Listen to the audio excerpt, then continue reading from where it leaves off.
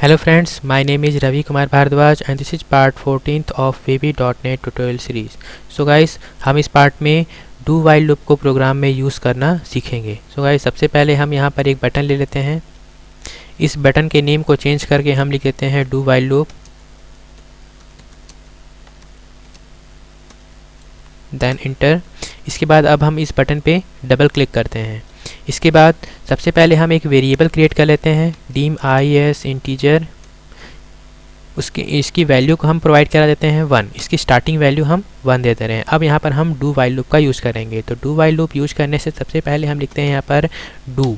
Then अब यहाँ पर हमें आउटपुट के रूप में किस मैसेज को प्रिंट कराना है. तो यहाँ पर मैं आई के वैल्यू को मैसेज में प्रिंट कराना चाहता हूँ. तो इसके लिए यहाँ पर मैं लिखूँगा मैसेज बॉक्स डॉट शो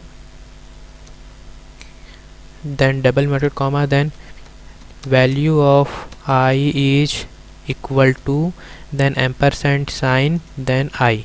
इसके बाद जैसे हम इंटर करेंगे इसके बाद अब आई के वैल्यू को हमको इंक्रीमेंट कराना होगा. यह डू लूप के जैसे खुद ही ऑटोमेटिक वैल्यू को इंक्रीमेंट नहीं करता है. तो इसके लिए हम लिखेंगे I equal to I plus 1 क्योंकि हमें आई के वैल्यू को 1 से इंक्रीमेंट कराना है.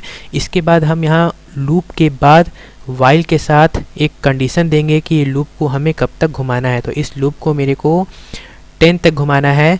तब तक घूमे जब तक कि 10 या 10 के इक्वल ना पहुंच जाए. इसलिए मैं यहाँ less than equal to 10 put कर रहा हूँ. देन अब यहाँ पर हम इंटर करेंगे. इसके बाद जब हम इस प्रोग्राम को रन कराते हैं तो देखते हैं हमें क्या आउटपुट प्राप्त होता है. सो गाइस देख रहे हैं जैसे मैं इस डू वाइल लूप में क्लिक करूंगा तो सबसे पहले आउटपुट आ रहा है 1 then 2 then 3 then 4 then 5 then 6 then 7 then 8 then 9 then 10. So guys यहाँ देख रहे हैं हमने एक वेरिएबल क्रिएट किया था आई जो इंटीजर टाइप का था. इसका स्टार्टिंग वैल्यू था 1 इसलिए लूप यहाँ 1 से स्टार्ट हो रहा है.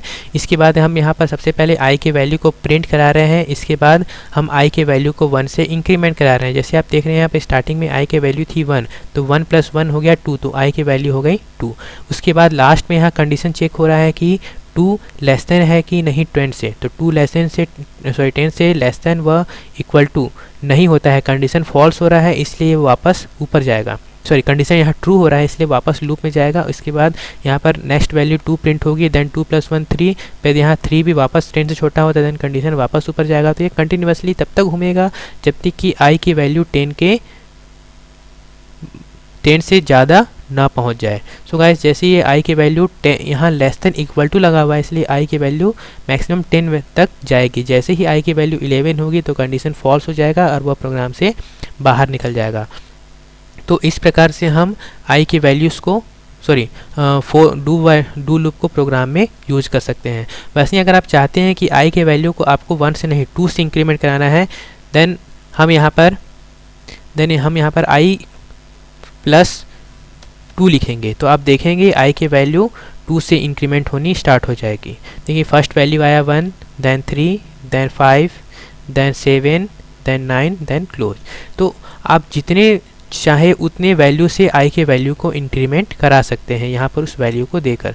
सो guys hope you enjoy it and please subscribe to my channel and thank you for watching this video. Bye.